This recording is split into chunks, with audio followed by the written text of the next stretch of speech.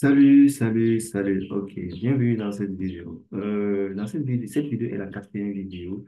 Euh, et dans cette vidéo, vous savez déjà ce que nous allons faire. Nous allons enregistrer euh, la résolution d'un cas pratique du subnetting IP version 4.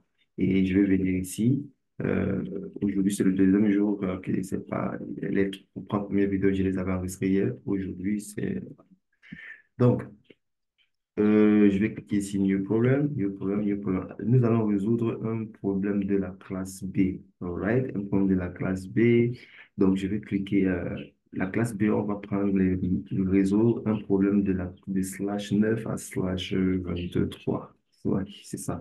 Alors, ici, on a un slash 23. C'est bien ça. D'accord. On a un slash 23 ici. Slash 23, c'est classe B. Oui, c'est classe B. Voilà. Donc, le problème ici, c'est lequel? Le problème, c'est 143.222,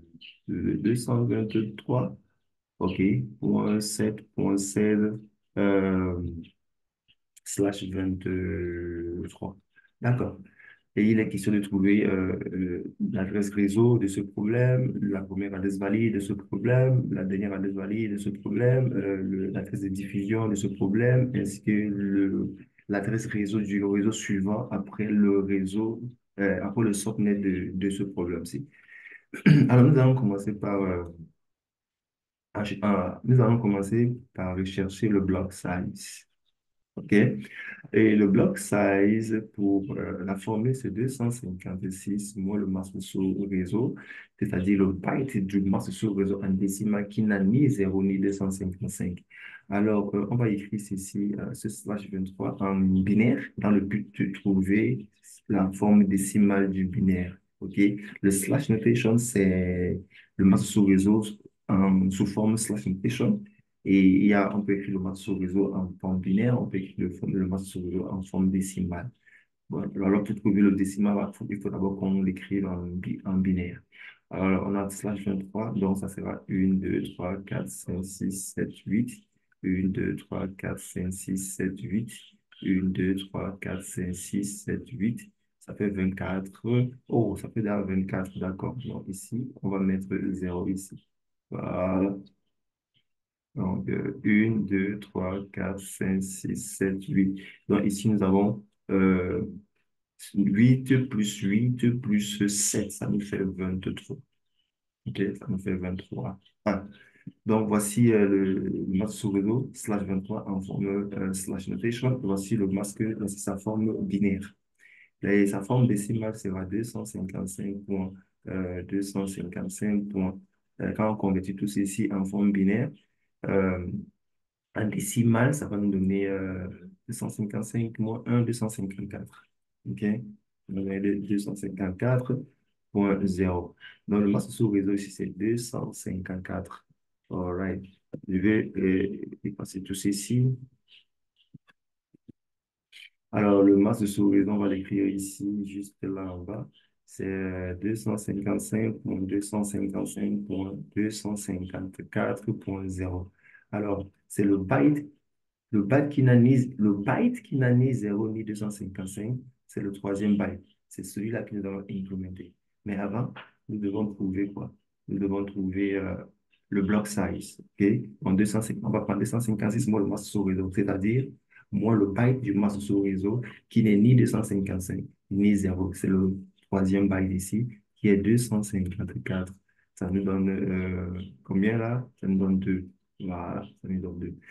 Donc, cela étant trouvé, nous allons passer à la deuxième partie de la résolution de ce cas pratique sur notre IPv4 qui est d'écrire les nouveaux d'écrire les différents sous-réseaux. Juste à ce qu'on trouve le sous-réseau dans lequel se trouve 7. OK? C'est dans ce sous-réseau où se trouve 7 que nous allons retirer, bien retrouver toutes les réponses. Alors, le premier X il représente 143 points. Le deuxième X représente 223 points. Comme c'est le byte qu'on va increment, tout va commencer par 0. OK? Un byte d'une adresse IPv4, c'est de 0 à 255. Donc, on commence à la genèse, donc qui est 0.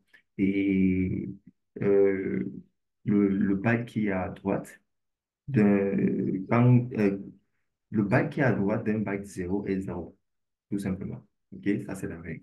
Alors, nous allons commencer à incrémenter. Maintenant, on va incrémenter, le bloc, ça c'est étant 2. Le sous-réseau qui suit ce premier sous-réseau, c'est 2.0. Celui qui suit, c'est 2 plus 2 ça fait 4.0. On va continuer à incrémenter 2, 2, 2. OK. Celui qui suit, euh, c'est 4 plus 2 ça fait 6. Et celui qui suit, c'est 6 plus 2 ça fait 8. OK. Point 0. Boum. C'est bon, non? On a trouvé les réponses, n'est-ce pas? Comme les trois premières vidéos, puisque entre 6 et 8 il y a 7. On peut s'arrêter, ça ne sert plus à rien de continuer à incrémenter parce que ce qu'on recherche, en fait, c'est le sous-réseau dans lequel se trouve 7. Et là, on l'a trouvé. All right? Si je n'ai pas fait erreur de calcul ici, bon, le sous-réseau, lui, il va finir où? Il va finir à x.x.7, OK? Point 7, un sous-réseau finit là où l'autre commence, puisque celui qui est en bas commence à 8, ça veut dire que celui qui est en haut finit désolé, celui qui est en haut finit à 7. Alors, point 255, OK? Voilà. Donc, voilà le sous-réseau dans lequel se trouvent les réponses. Je vais le cercler. Je vais le cercler en bleu. Voilà le sous-réseau dans lequel se trouvent les réponses. D'accord. Donc, on va aller de l'avant, commencer à ressortir les réponses, n'est-ce pas? Déjà, voici l'adresse réseau ici, qui est 6.0. OK, c'est l'adresse réseau de cette adresse IP. Donc, allons-y. Ok, je vais venir, on a 143.223.6.0, c'est ça l'adresse réseau. Ok, et puis après, la première adresse valide de ce réseau-ci, c'est 6.1. Ok, après 6.0, on a 6.1. Donc 6.1, c'est la première adresse valide. Donc, je vais venir à 143.223.6.1.